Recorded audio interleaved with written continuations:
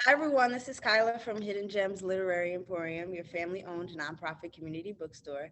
And today on our Ask the Author series, all the way from, is it the DMV or is it DC? Or is that the same thing? So yes, DMV is kind of the same thing, but I'm actually in Maryland. So the Ah, M in DMV is Maryland. So the yeah. district, Maryland and Virginia. Okay. Mhm. So, all the way from the DMV, specifically from Maryland, we have Mr. Michael King, who's the author of this book, Tribe of Men, which is available on display here at Hidden Gems. And so, we want to thank Mr. King for his time today.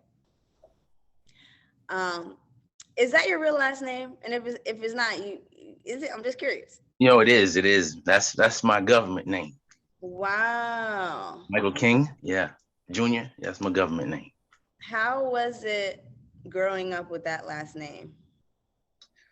Oh, well, getting the question, are you related to Martin Luther King? Yeah, I Yeah. got a lot. Yeah, it's his school. But it was cool, you know. Yeah. I always felt royal. Hmm. Yeah. Names have power. Yeah. Hey, I'm grateful for mine. That's right. So why don't we begin by you introducing yourself, telling us a little bit about you, and telling us what inspired the authorship of this book. And this is your first book, I believe, right? Yes, first physical book, paperback. I had a couple of ebooks a few years ago that focused on communication with teens, right? This is my first paperback book. And really what inspired it was, at the beginning of the pandemic and going through that whole process, I was getting used to that new norm, right? But I also was inspired because personally I was going through a divorce at that time. And so, doing self-discovery, going through those motions and emotions, right? Uh, I like rediscovered me and really helped find my purpose and my path. Like I was in mental health, but I really wanted to narrow in on a niche on men's mental health and being an advocate for men and wellness. And writing a book, like a paperback, was became the number one thing on my bucket list, you know. And I just really wanted to write a book that'll be a tool to help people or help readers manage emotions, manage stress, heal through self-examination, and find their purpose and their path to mental health and wellness. And that's what this book is. Yeah, a good tool for readers that need that personal development and growth. And so I just really wanted to put something out there that was clinical, but not super clinically where it's like, and guy, would want to read it. So it's a powerful read and it's really reader friendly. And it does have some clinical pieces in it, but I'm gonna say the book is not therapy, but it can be therapeutic, right? Mm. So if somebody is like kind of on the fence about whether they want to even, talk to somebody, in counseling, then I think the book is a great place to start. You can start doing work on themselves and good stuff like that, and then prep themselves before they go into like therapy or Right. counseling or something. Yeah. Yeah, I found a lot of great advice in this book um, as I was reading it. And so I just flipped open to chapter 3, which is entitled Mental Wholeness. Yeah. And I know you describe what that means in the book, but can you just tell us what is mental wholeness? And that, I mean, yeah, that's got to be possible. Mental wholeness, even if you deal with the daily stresses of life. Can you talk a little bit about mental wholeness? Well, I think mental wholeness is a journey, right? It's not like one place we get to a plateau and we attain, right? So it's looking at yourself and what helps you feel like you are moving towards being the best version of you. So mental wholeness can be getting to the point of where you're making peace with, you heal from some of the things and traumas that you may have experienced. You feel confident in who you are and the experiences that you've been through, and you have resilience and grit to manage stress as it comes in throughout your life. And mental wholeness is really a journey of self-discovery and looking at how you would want to be able to be emotionally well and be able to be emotionally strong and effective communicator. And but that is like really reflecting on who you are, you know, what finding your purpose, finding um so it's weird because I'm doing this. This is my first interview and I'm really excited. I'm super excited about it. But mental wholeness is really a person's journey on self-discovery and then how they want to add value to their community and add value. But really, it starts with loving yourself and it grows from there. That's interesting. So, in order for us to be mental whole, we need to first love who we are and what we're doing. And in the process, we need to kind of go through these chapters that you laid out. Make sure that we're taking care of ourselves, making sure that our relationships are, as you said, solid. We need to address traumatic things that happen to us, make sure they're not holding us down. We need to find our purpose. And I love the titles of this book. How did you narrow down the things that you felt were the most important to include? Well, I wanted to start with men need self-care too, because I think that man, that goes under the radar a lot. You know, I think there are a lot of good guys out there that, you know, are taught to protect and provide. And but when they have stressors, when they have challenges, you know, they keep to themselves, and sometimes they can feel like they're on an island. And so what they do, so men need self-care is very important to understand the different routes and roles. The titles of building solid relationships and finding your purpose and mental wholeness, like each chapter was, it can be read independently, but also collectively. Like you don't have to start in the front and go and make your way through. You can actually start with a chapter that you find that moves you, you know. So whether it's evolve your masculinity or leadership through service or healing through self-examination and finding your purpose in the art of self-motivation, I wanted chapters to that can inspire people to read by just looking at the chapter and say, hey, you know what, I feel like this is what I need right now. And I wanted to start with men need self-care too, just to help guys see that it's okay to have a healthy routine of healthy habits that help you continue to be resilient, that renew you in ways that more than just going to the gym, but other ways that you can through enhancing your spirituality, through journaling, through finding physical activities that find enrichment with, and in other additional tips that are in that chapter to find like your routine so that you can kind of develop that grit to keep living life as it comes at you. So I guess each chapter was really inspired just by,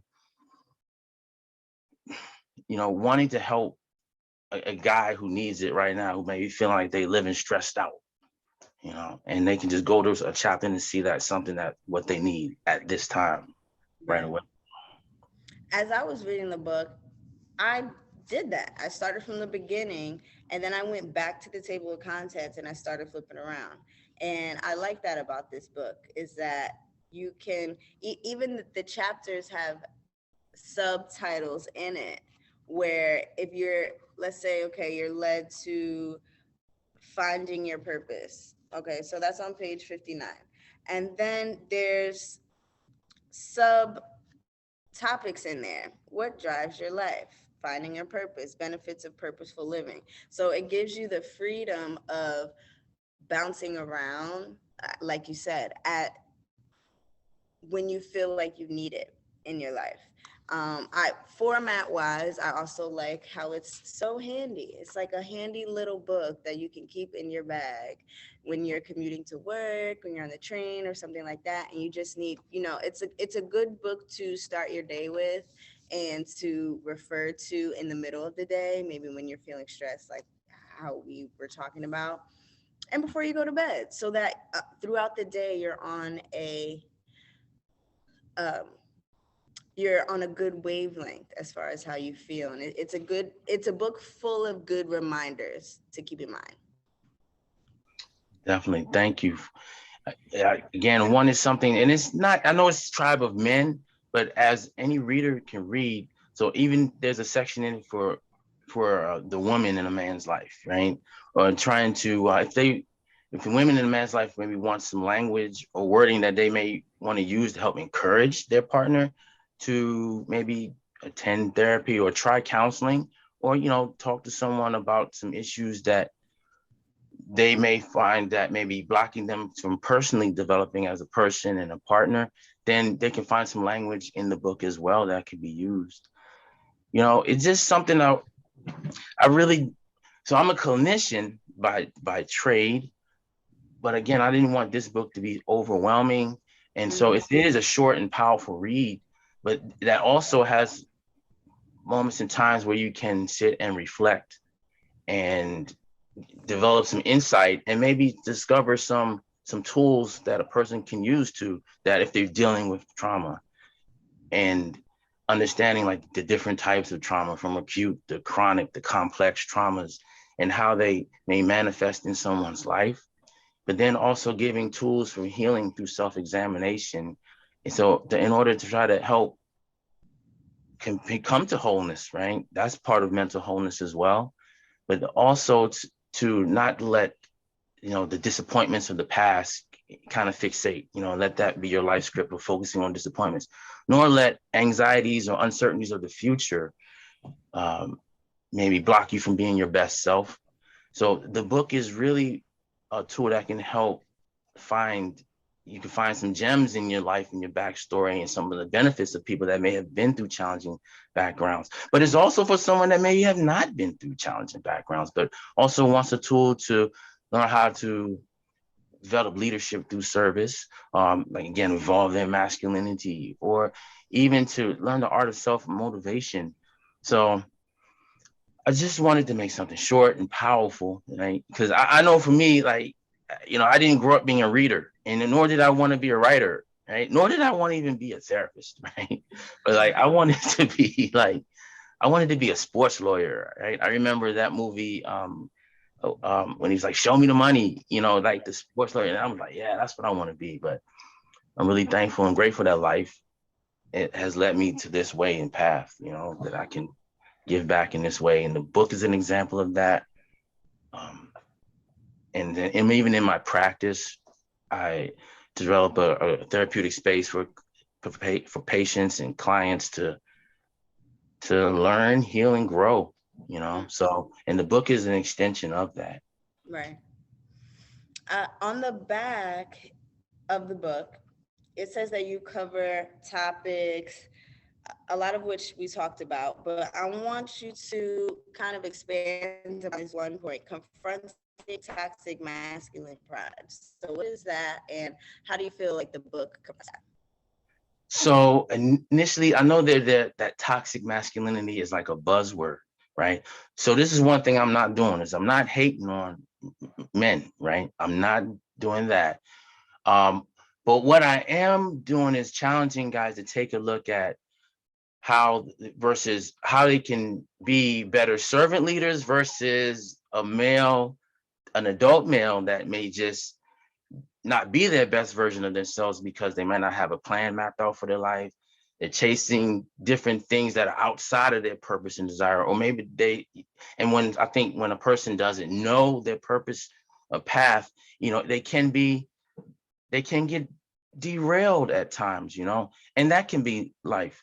So when I say the toxic masculine pride, what I'm referring to is that part of the ego that just feels like, that is not flexible in opening in not flexible in looking at how I can add value to my community, how my actions and how I can use my strength in ways of whether my gifts, my talents, or my physical strength in order to support, in order to heal, not hurt. So when I say the toxic masculine pride, I'm thinking about, you know, um, people in the mindset of, maybe I was thinking of the mindset of an abuser, right? Which can sometimes be so complicated because abusers may at one point in time been abused, right? But the parts of the culture that accepts things that are a detriment to the relationship between the Black man and Black woman, that things that are a detriment to growth and development. Some of the parts of the culture that kind of keep us stagnant, right? And then, when someone just out without a plan, then there's no direction. So how you going to grow and where you going to go, with no direction? So that to me is a part of some of like a toxic masculine pride. I feel like, men do lead, right? But in order to first lead, you got to know how to lead yourself. So the things that are blocking you from being able to make a plan and being able to be accountable for your word, being able to hold back some of these fleshly desires on some things in order to pursue an ultimate or a bigger goal, learning how to not, it's okay to not have your way all the time. It's okay to, listen, it's okay. Leading is not just telling somebody what to do or expecting some things a certain way based on how you perceive your perception. So I think hopefully in there you may have found an answer to what I think toxic masculine pride is. I did. Thank you for that. I'm going to flip open to a page and let's just see. Okay, I flipped open to the first page of chapter 4, which is dealing with trauma. So, okay, this is just a quote, and I kind of like how you put this metaphor in here. The mind is subdivided into various layers, almost like a complicated maze or a Rubik's Cube. It's an advanced biological machine coupled with nuts and bolts, sustaining a balanced layer of reality. Men can be subject to trauma too. Our masculinity doesn't shield us from the harsh realities of traumatic events. The issue of trauma in men has not been given the right amount of attention it deserves. It seems as though people don't talk about the subject until something tragic yeah, until something tragic happens, such as a mass shooting, which happened, I think, a couple days ago, and the effect can have grand implication. We shall unravel the meaning of trauma and its causes. We are going to look at its unique influence on men and how we can better manage its effects. That's very true. A lot of things, such as this, don't come up until a shocker happens. It's like when somebody passes away in a family, it's like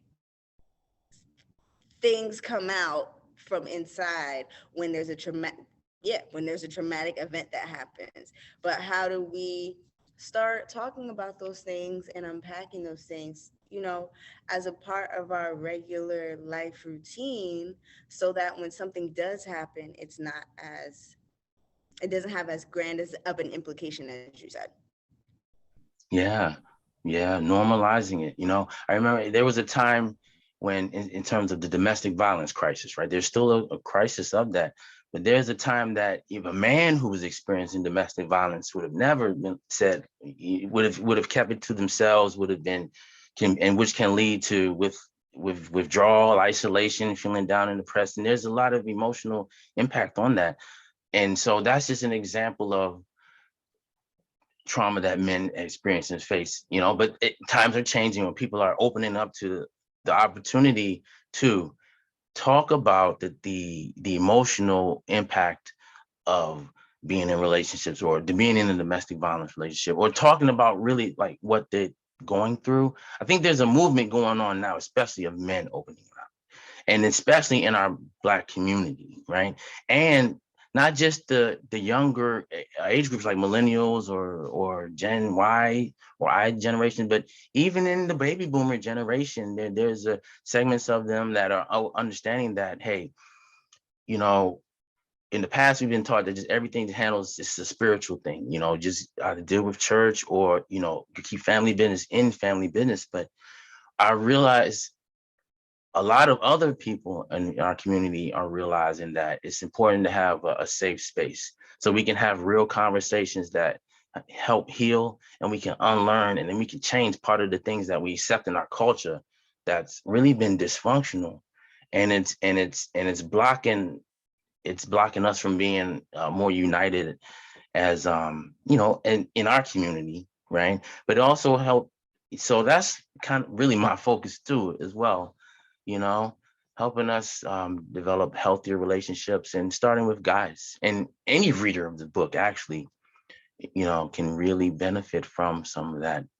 But the trauma that is it is sometimes, guys are just, oh man, keep it pushing, take it on the chin, or again, if they share something about what's going on, sometimes in their friend circle, it might not be received as in such a healthy way. So they have to put up that facade, right? And this is another back to the toxic masculine pride, that man box, right?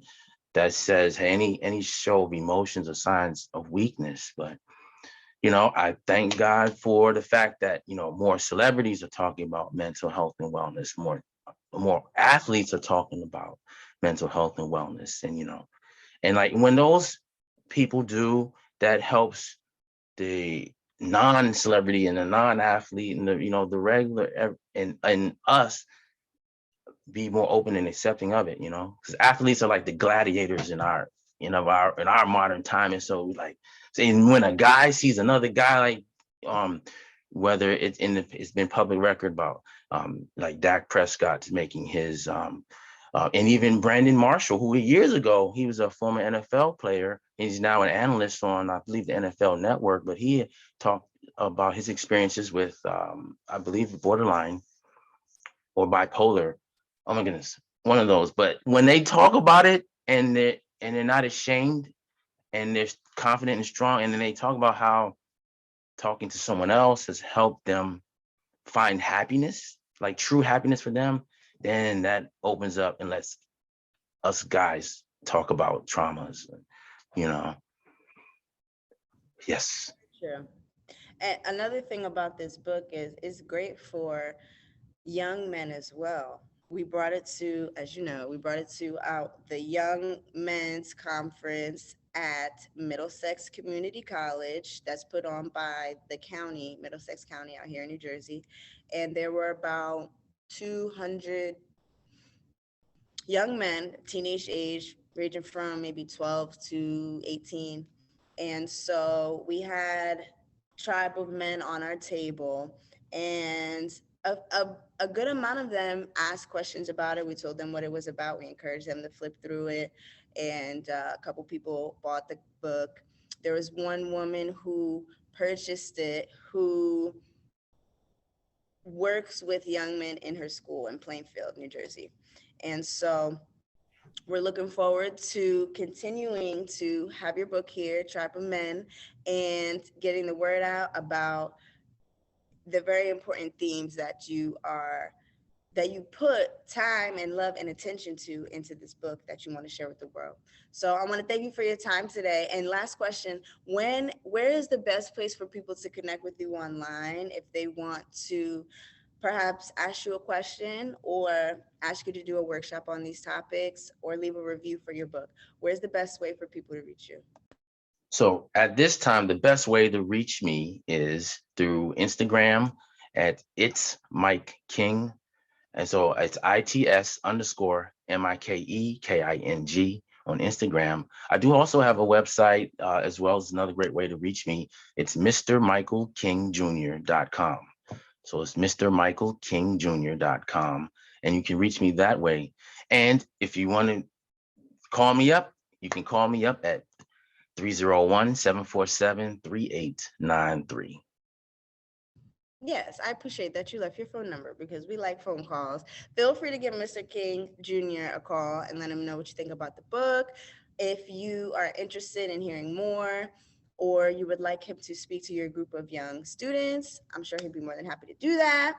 Yes. Thank you again, Mr. King. And before we wrap up, I want to encourage you all again to come by Hidden Gems Literary Emporium and get your copy of Tribe of Men by Michael King Jr. We're also going to put it on our bookshop account. So for those of you who live out of state and still want to support Hidden Gems, you can go to our bookshop page and you'll be able to find the book and order a copy. 30% of the proceeds will go towards our 1,000 free book tour in July. And maybe we'll have to swing by Maryland because you're not that far, really. No, and I can always drive up as well, you know. And Yeah. yeah, I definitely want to send one quick shout out to Adrian with District Media Collective. Hey, Yes, Adrian. yes, and thank you for helping make this connection. And thank you Yes. to Hidden Gems and Kayla and you and your husband. Y'all doing a great work Thank with you. and helping literacy in our community. Yes. And thank you for allowing me to be a part of this great experience. Oh, no problem. We're happy to have you here. So we'll talk to you again soon. And last time, everybody, come by and get your copy of Tribe of Men. Get one for your class. I think this would actually be a great book for a class of students to read together. Not like a book. I'm not going to call it a book report because that sounds like, ah. But a book club. This is a great book club book for young men of adult age, but also of teenage years, because the younger that we get these themes and these morals and values into the youth, the longer they will carry them with them in their lives. So that's Yeah, why we focus on the youth as well. So definitely. thank you again, Mr. King, and we look forward to speaking to you soon. All right, thank you, and Kayla. Enjoy your day, Okay. and God bless, peace and blessings, and I'll talk to you soon. Okay. Thank you very much. Bye bye. Bye bye.